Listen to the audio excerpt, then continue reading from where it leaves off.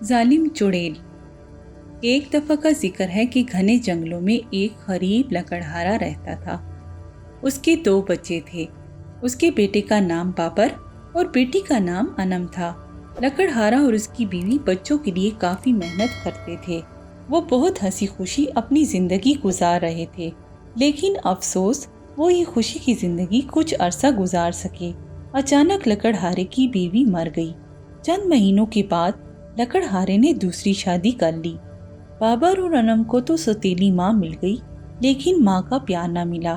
وہ بہت ظالم اور لالچی عورت تھی۔ وہ ان دونوں بچوں پر بہت ظلم کرتی۔ ایک دن گاؤں کے لوگوں پر قحط پڑا، خوراک کی کمی ہو گئی۔ لکڑہارا بہت پریشان ہوا۔ بچوں کی سوتیلی ماں کو موقع ملا۔ اس نے اپنے خاوند کو پریشان دیکھا۔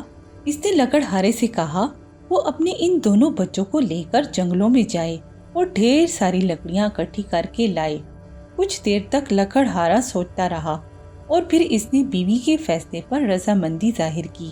لکڑہارے کے بچے ساری رات بھوک کی وجہ سے سو نہ سکے۔ لکڑہارے کو اپنے بچوں کی چیخو پکار سنائی دے رہی تھی۔ بھوک کی وجہ سے ننھی انم بہت رونے لگی۔ بھائی نے بہن کو تسلی دیتے ہوئے کہا کل ہم جا کر لکڑیاں اکٹھی کر کے لائیں گے اور گھر میں کھانے پینے کی اشیاء لائیں گے، اب تم سو جاؤ۔ بابر نے کمرے کی کھڑکی سے گھنے جنگلوں کا راستہ دیکھا۔ چاند کی روشنی چمک رہی تھی۔ اس نے اپنی دونوں جیبیں چھوٹے چھوٹے سفید موتیوں کے ساتھ بھر لیں اور واپس بستر پر آ گیا۔ اگلی صبح ظالم ماں آئی اور بچوں کو اٹھایا۔ بابر بہت چالاک تھا۔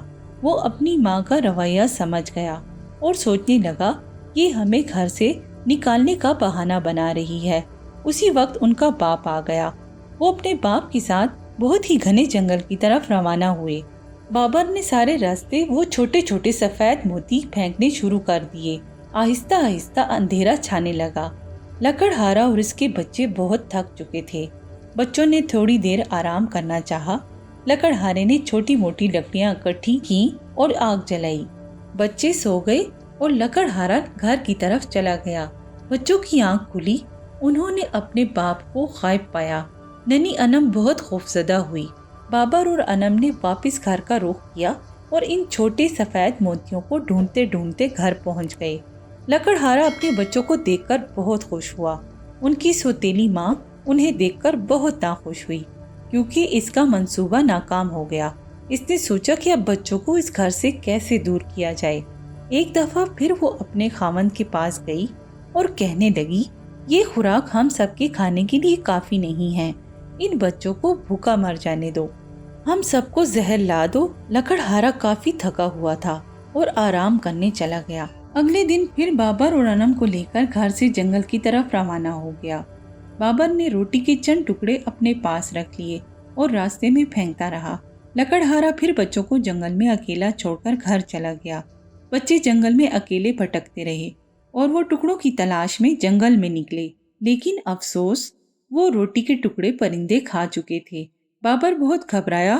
وہ ننھی انم کو لے کر جنگل سے نکلنے کا راستہ ڈھونڈنے لگا۔ دور جنگلوں میں اسے ایک گھر دکھائی دیا۔ بابر بہت خوش ہوا۔ وہ انم کو لے کر اس کے گھر کے قریب پہنچا۔ انم نے خوشی سے چیخ ماری اور کہا میں نے کبھی خواب میں بھی ایسا گھر نہیں دیکھا۔ گھر کی دیواریں ڈبل روٹی سے بنی ہوئی تھیں، چھت کیک اور بسکٹوں سے کھڑکیاں شکر کی اور دروازے کالی مرچ کی چھڑیوں سے بنے ہوئے تھے۔ بابر اور انم بہت بھوکے تھے۔ انہوں نے جلدی جلدی کھانا چاہا، لیکن اچانک دروازہ کھلا اور ایک بوڑھی چڑیل عورت باہر آئی۔ بچے اسے دیکھ کر ڈر گئے اور 2 قدم پیچھے ہٹے۔ اندر آ جاؤ میرے پیارے بچوں، میں تم دونوں کی دیکھ بھال اور حفاظت کروں گی۔ اس بوڑھی چڑیل نے بڑے پیار سے ان کی پسند کا رات کا کھانا بنایا۔ بچوں نے خوب پیٹ بھر کر کھانا کھایا۔ اب انہیں نیند آنے لگی۔ بوڑھی چڑیل نے انہیں سونے کے لیے کمرہ دکھایا۔ بابر نے سوچا کیا ہم یہاں محفوظ ہیں؟ لیکن بدقسمتی سے صبح ہوئی۔ بوڑھی چڑیل عورت نے بابر کو گریبان سے پکڑ کر گھسیٹتے ہوئے لے گئی اور ایک پنجرے میں بند کر دیا۔ جیسے ہی انم اٹھی ایک دھچکا سا لگا۔ جب اس نے اپنے بھائی کو پنجرے میں بند دیکھا، بوڑھی چڑیل بہت زور زور سے ہنسنے لگی۔ وہ ان دونوں پر ظلم کرنے لگی، انم کو بھوکا رکھتی اور بابر کو خوب پیٹ بھر کر کھانا کھلاتی۔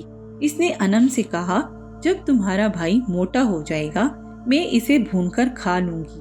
یوں ہی چند دنوں بعد بوڑھی عورت نے آگ جلائی اور بابر کو روسٹ بنانے کے لیے لے جا رہی تھی۔